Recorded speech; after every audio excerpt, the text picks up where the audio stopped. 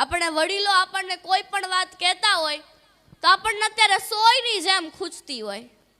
આપણને ફ્રીડમ ન મળે, આઝાદી ન મળે તો આપણનું વર્તન પણ આપણને કડવું લાગતું હોય.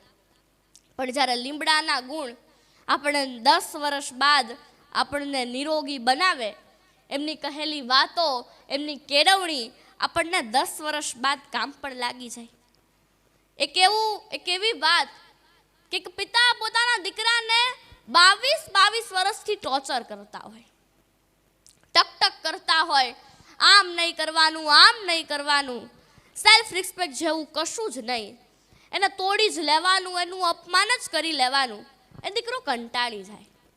એક દિવસ પથારીમાં તે સૂતો હોય અને ત્યારે એના પપ્પા આવીને એવું કહે કે હાલ ઊભો થા, ઇન્ટરવ્યૂ માટે જવાનું છે. એ દીકરાએ એવું પથારીમાં જ એવું નક્કી કર્યું હતું કે હું ઇન્ટરવ્યૂમાં પાસ નહીં થઉં.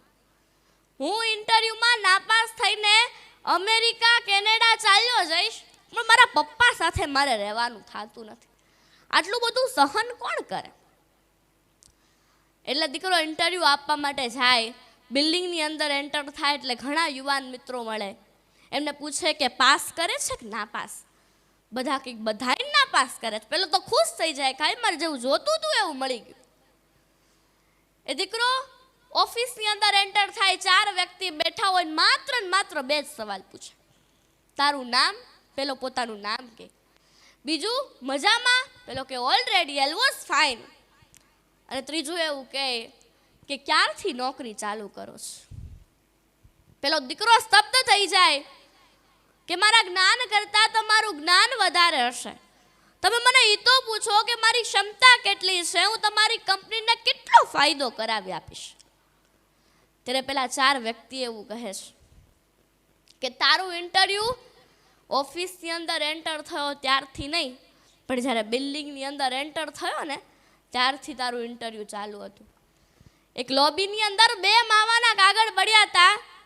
એ માવાના કાગળ તારા નહોતા, એ લોબી તારા બાપુજીની નહોતી, પણ તે તારી સમજીને કચરા પેટીમાં નાખ્યા. આગળ ગયો તો એક લાઇટ ચાલુ હતી. એ લાઇટને બંધ કરી અને ઓફિસની અંદર એન્ટર થયો ને ત્યારે પગ ઘસડીને, પગ સાફ કરીને એન્ટર થયો કે અમારી ઓફિસે ગંદી ના થાય. અમારે જે બધું ડેવલપ કરવાનું છે અમે બધા ભેગા મળીને કરી લેશું, પણ આવા સંસ્કાર અમે ક્યારેય ડેવલપ નહીં કરી શકીએ.